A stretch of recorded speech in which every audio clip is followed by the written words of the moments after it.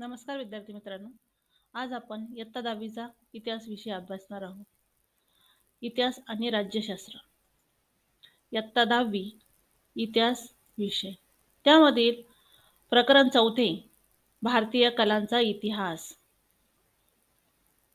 तर भारतीय कलांचा इतिहास म्हणजे काय? त्यामध्ये सर्वप्रथम कला म्हणजे काय?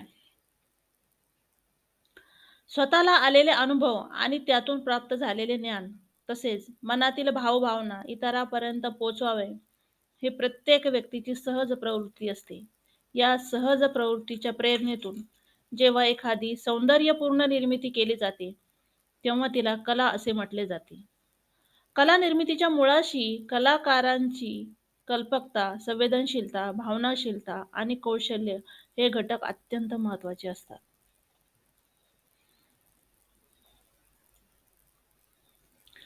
त्यानंतर भारतातील दूक कला परंपरा. तर आपण सुरुवातीला बघितलं भारतीय कलांचा इतिहासामध्ये कला म्हणजे काय? यामध्येच दूक कला आणि ललित कला.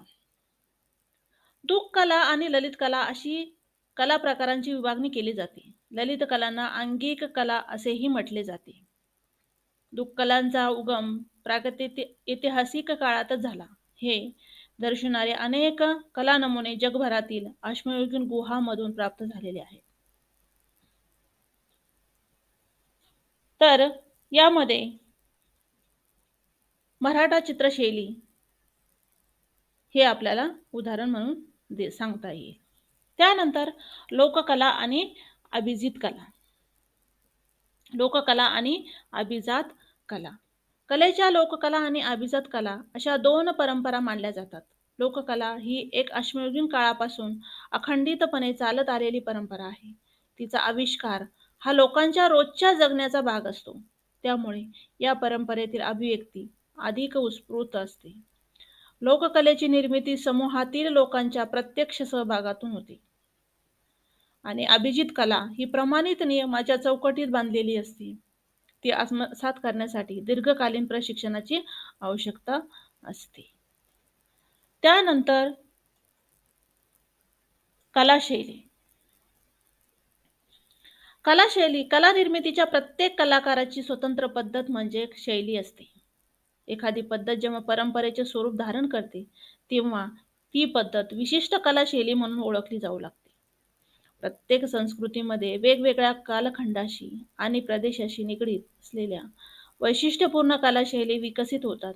त्या शैलीच्या आधारे त्या संस्कृतीमधील कलेच्या इतिहासाचा अभ्यास करता येतो.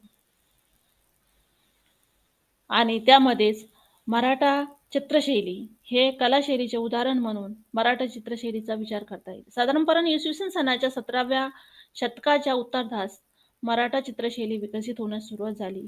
या चित्रशैलीतील चित्रे रंगीत असून ती भित्तिचित्र आणि हस्तलिखितातील लघुचित्राच्या स्वरूपातील आहेत असं आपल्याला दिसून येतं.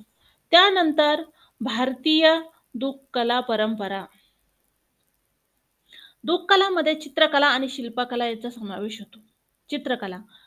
चित्रकला द्विमितीय असते. उदाहरणार्थ निसर्गचित्र, वस्तुचित्र, व्यक्तिचित्र, वास्तूंचे आरेखन इत्यादी चित्रे रेखाटली जातात. त्यासाठी शिलाखंड, भिंती, कागद, सुती किंवा रेशमी कापडाचे फलक, मातीची भांडी यासारख्या माध्यमांचा उपयोग केला जातो. उदाहरणार्थ इथं बघा चित्रामध्ये दिसते आपल्याला की अजिंठा लेण्यातील बोधिसत्व पद्मपाणीचे भित्तिचित्र. हे भारतीय दूक कलाचं एक उदाहरण आपल्याला दूक कलामध्ये हे शिल्पकला कशी चित्रकला केलेली आहे हे पद्मपाणीचं उदाहरण आपल्याला इथे देता येईल. त्यानंतर लोकचित्रकला शैली. अश्मयुगीन काळातील गुहाचित्रे अनेक देशांमध्ये आढळून येतात. भारतामध्ये मध्य प्रदेश, उत्तर प्रदेश, बिहार, उत्तराखंड, कर्नाटक, आंध्र प्रदेश आणि तेलंगणा या राज्यामध्ये गुहाचित्रे असलेली स्थळे आहेत. मध्य प्रदेशातील भीमबेटका येथील गुहाचित्रे प्रसिद्ध आहेत. भीमबेटकाचा समावेश जागतिक सांस्कृतिक वारसा स्थळामध्ये करण्यात आलेला आहे. गुहाचित्रामध्ये मनुष्याकृती, प्राणी आणि काही भौमितिक आकृतीचा समावेश असतो. हे बघा इथे दिलेलं आहे. कशा पद्धतीने इथे आकृती इथं आपल्याला दिसते. पुराश्म युग ते शेतीची सुरुवात होईपर्यंतच्या काळापर्यंत या चित्राची शैली, त्यांचा विषय यामध्ये बदल होत गेलेले आढळतात. चित्रामध्ये नवीन प्राणी आणि वनस्पती यांचा समावेश झालेला दिसतो. तसेच मनुष्याकृतीच्या रेखाटनाच्या पद्धतीत आणि वापरलेल्या रंगामध्ये सुद्धा फरक होत जातो. या चित्रामुळे काळा, लाल, पांढरा यासारखे नैसर्गिक द्रव्यापासून तयार केलेले रंग वापरलेले असतात. त्या काळातील लोकांचे त्यांच्या परिसरासंबंधीचे ज्ञान, नैसर्गिक स्रोताचा उपयोग करून घेण्याचे तंत्रज्ञान आणि विकास कसा होत गेला याची कल्पना या चित्राद्वारे करता येऊ शकते. बघा, चित्रकलेची परंपरा गुहाचित्राचे परंपरेशी नाते सांगणारी आहे. घरातील लग्न कार्य, सणासुदीला भिंतीवर चित्र काढणे, अंगणात रांगोळी काढणे, तसेच चित्राच्या साहाय्याने आख्याने सांगणे, यातून प्रादेशिक लोककला परंपरेतील विविध चित्रशैली विकसित झालेल्या आपल्याला दिसून येतात. आणि त्यामध्येच आपल्याला अभिजात चित्रकला, लोकचित्रकला शैलीमध्येच महाराष्ट्रातील वारली चित्रकला परंपरा म्हणजे पिंगुळ किंवा चित्रकथी परंपरा ही लोककला शैलीची निवडक उदाहरणे आहेत. ठाणे जिल्ह्यातील जिव्या, सोम्या, मशे यांचा वारली चित्रकला लोकप्रिय करण्यात फार मोठा वाटा आहे. त्यांना त्यांच्या वारली चित्रांसाठी भारतीय आणि जागतिक स्तरावरचे अनेक पुरस्कार मिळालेले आहेत. सन 2011 मध्ये त्यांना पद्मश्री हा बहुमान सुद्धा इथे या चित्रामुळे मिळालेला आहे. त्यानंतर अभिजात चित्रकला. प्राचीन भारतीय वाङ्मयामध्ये विविध कलासंबंधी सांगोपांग विचार झालेला दिसतो. त्यामध्ये एकूण 64 कलांचा उल्लेख आहे. त्यामध्ये चित्रकलेचा उल्लेख आलेख्यम व आलेख्यविद्या या नावाने केलेला आहे. आलेख्यविद्येची षडांगे म्हणजे 6 महत्वाचे पैलू आहेत. त्यांचा विचार प्राचीन भारतीयांनी अत्यंत बारकाईने केलेला होता. त्यामध्ये रूपवेध म्हणजे विविध आकार, प्रमाणबद्ध रचना आणि मोजमाप, भाव म्हणजे भाव प्रदर्शन, लावण्ययुजन म्हणजे सौंदर्याचा स्पर्श, सादृश्यता म्हणजे वास्तवाच्या जवळ जाणारे चित्र आणि वर्णिकाभंग, रंगाचे आयोजन यांचा समावेश आहे. विविध धार्मिक पंथाचे आगम ग्रंथ, पुराणे आणि वास्तुशास्त्र ग्रंथावरील यामधून चित्रकला, शिल्पकला यांच्या संबंधीचा विचार मंदिर बांधणीच्या संदर्भात केलेला दिसून येतो. त्यानंतर हस्तलिखितामधील लघुचित्रे. हस्तलिखितामधील लघुचित्रावर सुरुवातीला पर्शियन शैलीचा प्रभाव होता. दक्षिणेकडील मुस्लिम राजवटीच्या श्रेयाखाली दख्खनी लघुचित्र शैली विकसित झाली. मुघल सम्राट अकबराच्या कारकिर्दीमध्ये पर्शियन आणि भारतीय चित्रकारांच्या शैलीतून मुघल लघुचित्र शैलीचा उदय झालेला आपल्याला दिसून येतो. त्यामध्येच बघा, इथे त्याने मुघल सम्राट यांचं कसं चित्र आपल्याला दाखवलेलं आहे. मुघल शैली कशा पद्धतीची होती ह्या चित्रातून आपल्याला दिसून येते. त्यानंतर युरोपीय चित्रशैली. आता युरोपीय चित्रशैलीमध्ये ब्रिटिश राजवटीत पाश्चात्य चित्रशैलीचा प्रभाव भारतीय चित्रशैलीवर पडलेला दिसतो. हे बघा, याच्यामध्ये ह्या चित्रामध्ये आपल्याला काय दिसतंय? पुण्यातील शनिवार वाड्यामध्ये सवाई माधवराव पेशव्यांच्या काळात जेम्स वेल्स या स्कॉटिश चित्रकाराच्या नेतृत्वाखाली एक कलाशाळा स्थापन करण्यात आली होती. त्याने सवाई माधवराव आणि नाना फडणवीस यांचे चित्र काढले होते. वेल्सच्या सोबत काम करणारे एक मराठी चित्रकार गंगाधर तांबट यांचा इथे विशेष उल्लेख करायला हवा. या चित्रामध्ये आपल्याला दिसतंय गंगाधर तांबट यांचं चित्र. ते त्यांच्या गुरुसमवेत त्यांनी ते रेखाटलेलं चित्र आहे. त्यांनी वेरूळ, कार्ले येथील लेण्यांची चित्र काढली होती. त्यांची काही अमेरिकेतील येल विद्यापीठात असलेल्या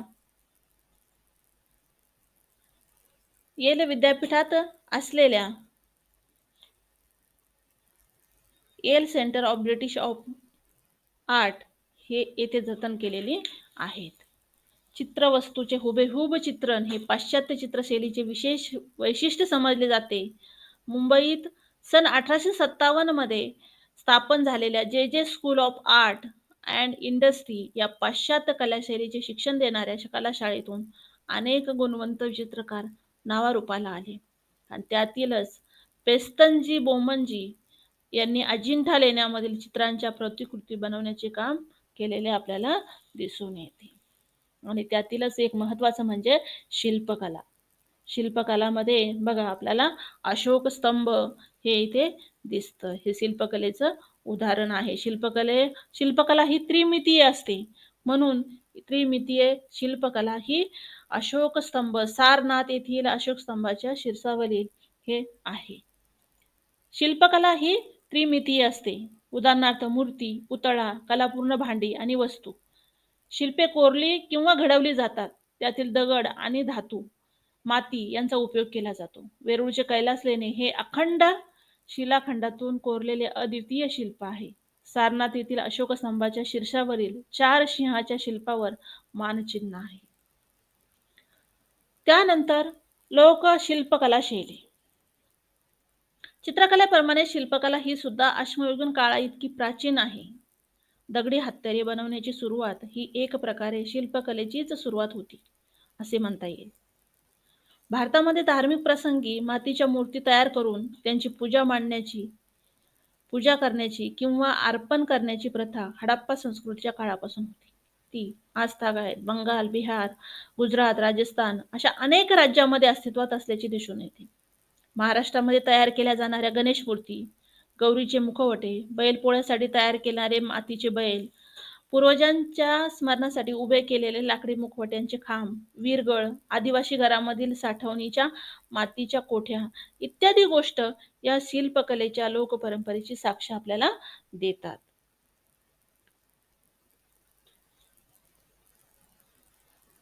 अभिजात त्यानंतर बघा पुढचा पॉइंट आहे अभिजात शिल्पकला शैली. हडप्पा संस्कृतीमधील मुद्रा, दगडी कांस्य पुतळे,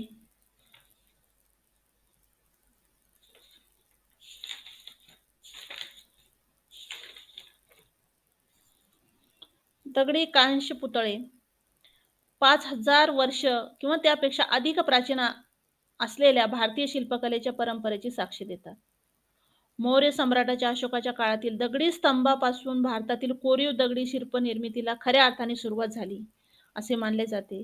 आणि मध्य प्रदेशामधील हे बघा सांची स्तूप हे प्रथम अशोकाच्या काळात उभारला गेला आणि त्यांच्यावरील देखणा शिल्पांची सजावट मात्र नंतरच्या काळात केली गेली असावी असे मानले जाते. भारतीयातील शिल्पकलेचा विकास नंतरच्या काळात होत राहिला याची साक्ष आपल्याला हे बघा भारहूत स्तूप शिल्प यामधून दिसून येते. कारण भारहूत येथील स्तूपावरील शिल्पाद्वारे मिळते. बौद्ध धर्माचा प्रसार भारताबाहेर दूरवर झाला आणि त्यामुळे त्या देशामध्ये स्तूप उभारण्याची परंपरा सुरू झाली. त्यानंतर इंडोनेशियामधील बोरोबुद्दूर येथील स्तूप हा जगातील सर्वात मोठा स्तूप आहे. तो इसवी सन सनाच्या 8व्या आणि 9व्या शतकात बांधला गेला. इसवी सन सनाच्या 1991 साली युनेस्कोने बोरोबुद्दूर जागतिक वारसा स्थळ म्हणून जाहीर केले. हे बघा कशा पद्धतीने दगडामध्ये ते कोरलेलं आहे आणि त्यावर सगळं किती बारीक बारीक बारीक कोरीव काम केलेलं आपल्याला दिसून येतं. हे इंडोनेशियामध्ये आहे बोरोबुद्दूर स्तूप. खूप प्रसिद्ध आणि जागतिक स्तरावर ते आपल्याला दिसून येतं. त्यानंतर भारतीय मूर्तिविज्ञान. अफगाणिस्तान आणि आसपासच्या प्रदेशात इसवी सन सनापूर्वी 2ऱ्या शतकात ग्रीक आणि पर्शियन प्रभाव दर्शवणारी गांधार शिल्पकला शैली उदयास आली. इसवी सन सनाच्या 1ल्या ते 3ऱ्या शतकामध्ये म्हणजे कुशाण काळात मथुरा शिल्पशैली उदयास आली. या शिल्पशैलीने भारतीय मूर्तिविज्ञानाचा पाया घातला. देवप्रतिमांचा उपयोग करण्याची कल्पना कुशाण नाण्यावर प्रथम पाहण्यास मिळते. गुप्त साम्राज्याच्या काळात भारतीय मूर्तिविज्ञानाचे नियम तयार होऊन शिल्पकलेचे मापदंड निर्माण झाले. इसवी सन सनाच्या 9व्या ते 13व्या शतकात चोळ राजाच्या आधिपत्याखाली दक्षिण भारतामध्ये कांस्य मूर्ती घडविण्याची कला विकसित झाली. त्यामध्ये शिव-पार्वती, नटराज यांची मूर्ती आपल्याला दिसून येते.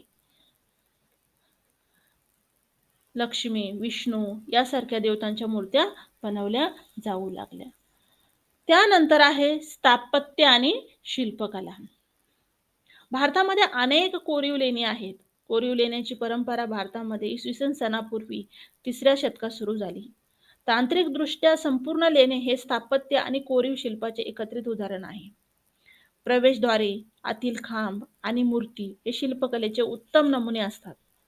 भिंती आणि छत यावर केलेले उत्तम चित्रकाम काही लेण्यामध्ये अजूनही काही प्रमाणात टिकून आहे. महाराष्ट्रातील बघा हे अजिंठा आणि वेरूळ लेणी येथील लेण्यांना इसवी सन 1983 मध्ये जागतिक वारशाचा दर्जा देण्यात आलेला आहे.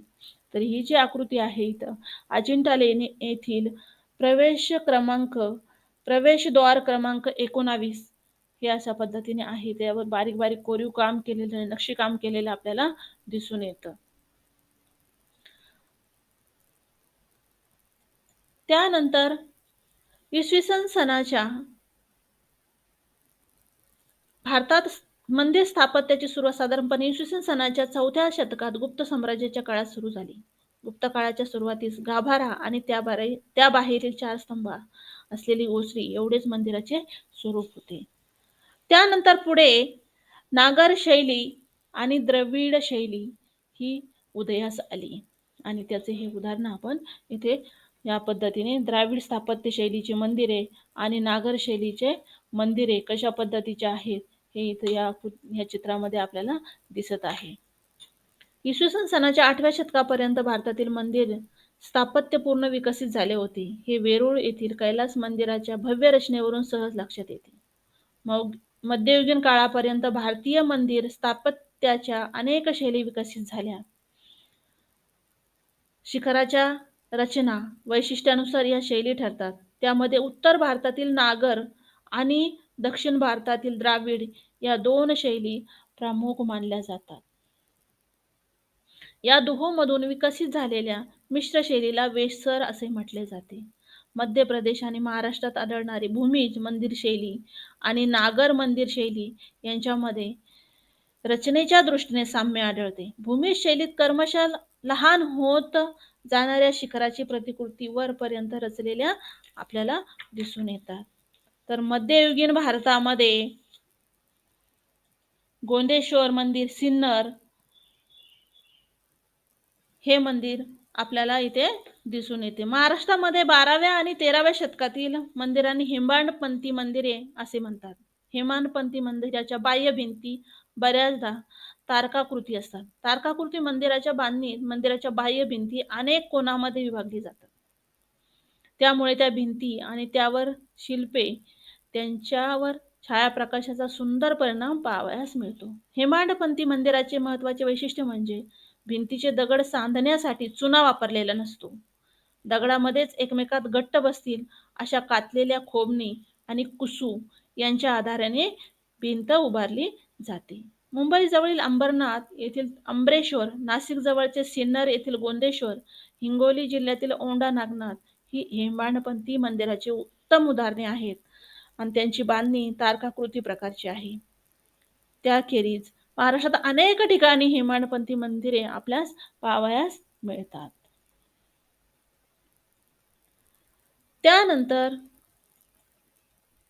पुढे मध्ययुगीन भारतामध्ये मुस्लिम सत्तांच्या आश्रयाखाली पर्शियन, मध्य आशियाई, अरबी आणि इस्लामपूर्व भारतीय असे स्थापत्य शैलीचे अनेक प्रवाह एकत्र आले.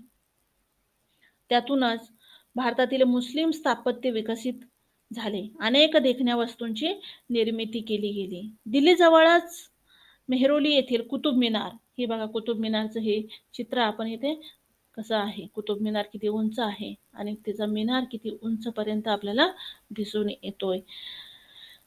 आग्रा येथील ताजमहल, हे बघा आग्रा येथील ताजमहल.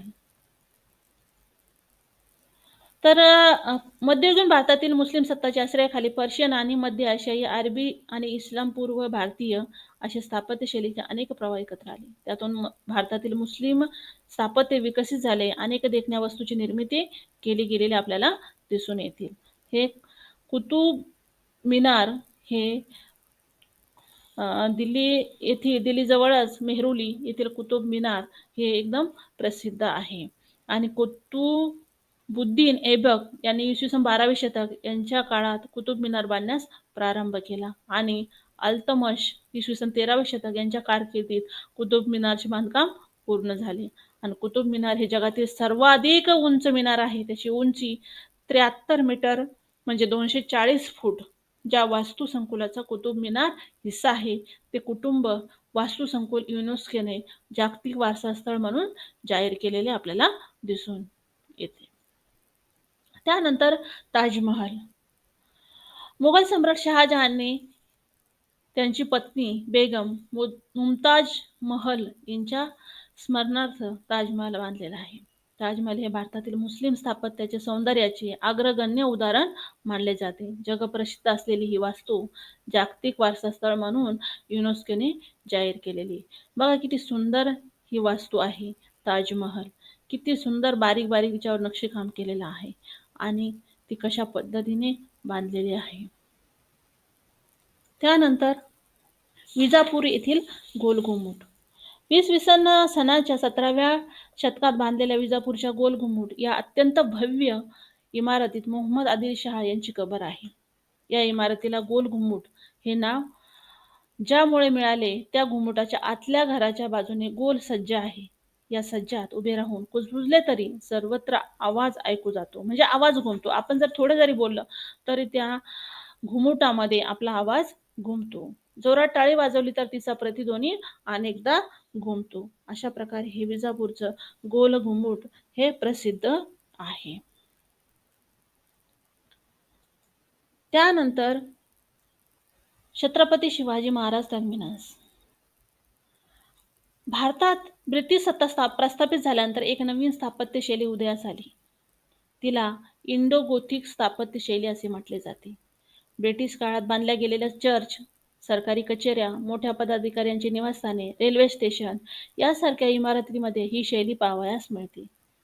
त्यामध्येच मुंबईचे छत्रपती शिवाजी महाराज रेल्वे टर्मिनस ही इमारत या शैलीचे एक उत्कृष्ट उदाहरण असून ते युनेस्कोच्या जागतिक वारसा स्थळाच्या यादीत समाविष्ट झालेले आहे. त्यानंतर भारतातील ललित किंवा अंगिक कला परंपरा. आता यामध्ये लोककलेची परंपरा.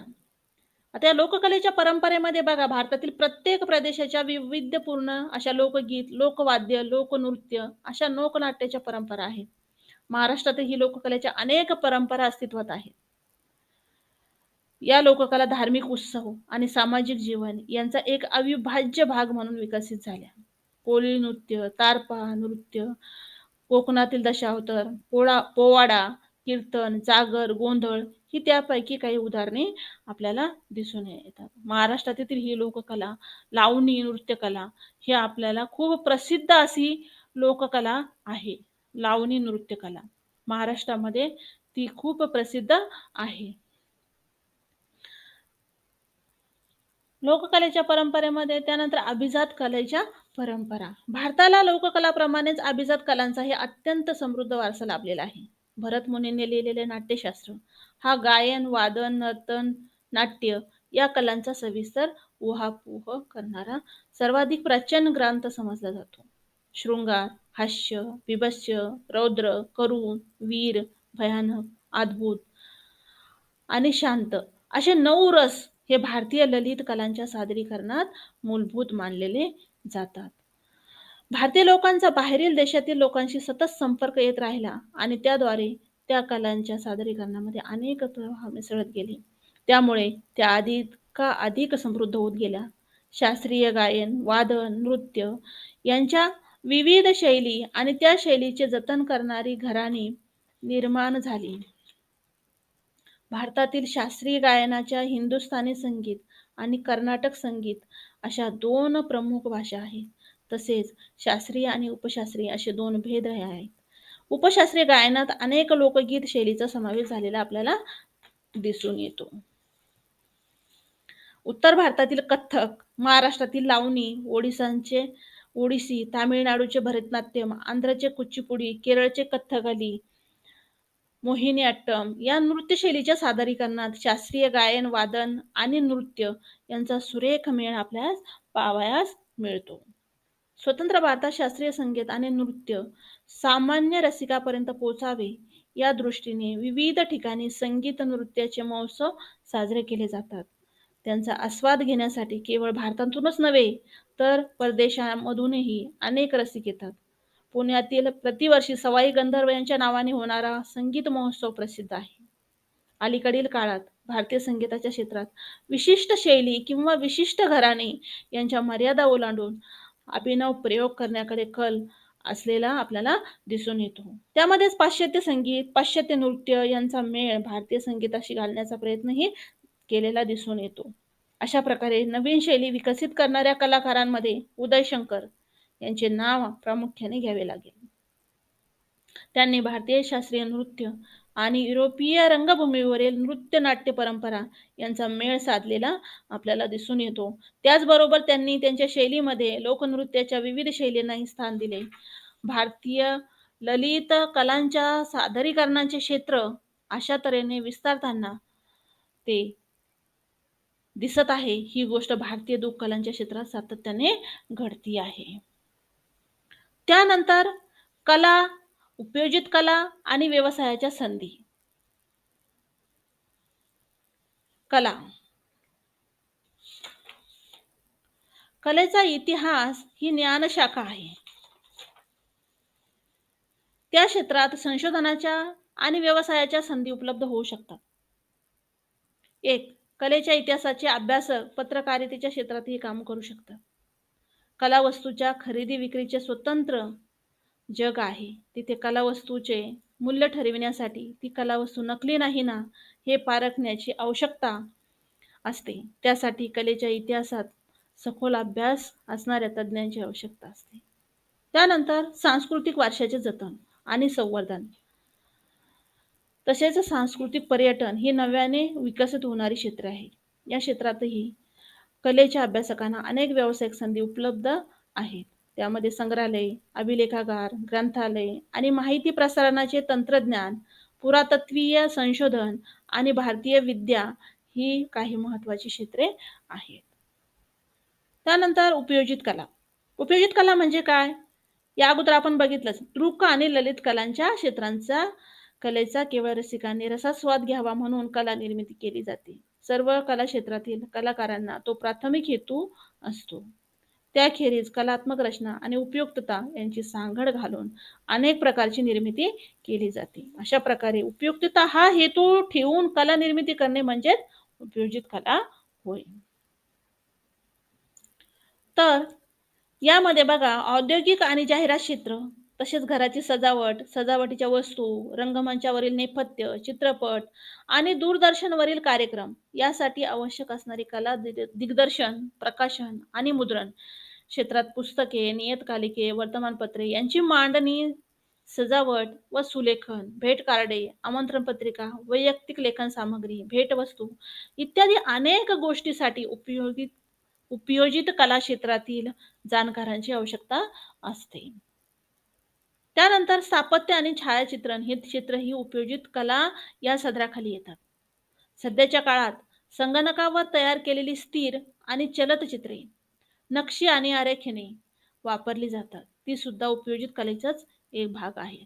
त्यामध्ये दागदागिने, मौल्यवान धातूच्या कलावस्तू, रंगीत नक्षींची मातीची भांडी, बांबू आणि वेताच्या वस्तू, काचेच्या कलापूर्ण वस्तू, सुंदर कापड आणि वस्त्रे इत्यादीची निर्मिती अशी ही उपयोजित कलेची अत्यंत विस्तृत अशी यादी आहे. वरील प्रत्येक क्षेत्रात बौद्धिक पातळी वर एखादी संकल्पना मांडून ती प्रत्यक्षात उतरवेपर्यंत निर्मितीचे अनेक टप्पे असतात आणि प्रत्येक टप्प्यावर प्रशिक्षित आणि कुशल व्यक्तीची मोठ्या प्रमाणावर आवश्यकता असते. त्यामुळे कलावस्तूचे उत्पादन करताना त्यांच्या निर्मितीची प्रक्रिया काही विशिष्ट सांस्कृतिक परंपरांनी बांधलेली असतात. या क्षेत्रामधील प्रक्रियांच्या प्रत्येक टप्प्याच्या विकासाचा इतिहास असतो. प्रशिक्षणाच्या अभ्यासक्रमात कलावस्तूंच्या उत्पादन प्रक्रियेच्या औद्योगिक, सांस्कृतिक परंपरांच्या इतिहासाचा अंतर्भाव केलेला असतो. अशा प्रकारे वर उल्लेख केलेल्या क्षेत्रामध्ये अनेक तांत्रिक आणि व्यावसायिक शिक्षण देणाऱ्या संस्था भारतामध्ये आहेत. त्यामध्येच गुजरातमधील National Institute of Design, Ahmedabad ही अशा प्रकारची प्रशिक्षण देणारी जगातील अग्रगण्य संस्थांपैकी एक समजली जाते. या संस्थेने सन 2015 मध्ये एक ऑनलाईन अभ्यासक्रम सुरू केला आहे आणि त्यामध्ये त्या ऑनलाईन अभ्यासक्रमामध्ये उपयोजित कला काय असतात, त्या कलेचं प्रशिक्षण हे लोकांना घेता येतं. आपण त्या कलेचं प्रशिक्षण तिथे घेऊ शकतो. तर अशा प्रकारे आज आपण हा पाठ अभ्यासलेला आहे. या चौथा पाठ आपला, ह्या चौथ्या पाठातील भारतीय कलांचा इतिहास यामधील वेगवेगळे मुद्दे आपण इथे अभ्यासलेले आहेत. त्यामध्ये कला म्हणजे काय, भारतीय लोककलाचा त्याची परंपरा म्हणजे काय, भारतातील ललित आणि अंगिक कला परंपरा काय आहे, कला आणि उपयोजित कला, व्यवसायाच्या संधी, ह्या सगळ्या गोष्टींचा अभ्यास आपण या प्रकरणामध्ये केलेला आहे. त्यामुळे या प्रकरणाचा अशा पद्धतीने आपण अभ्यास केलेला आहे. तर पुढील प्रकरण आपण पुढच्या तासाला घेऊया. धन्यवाद.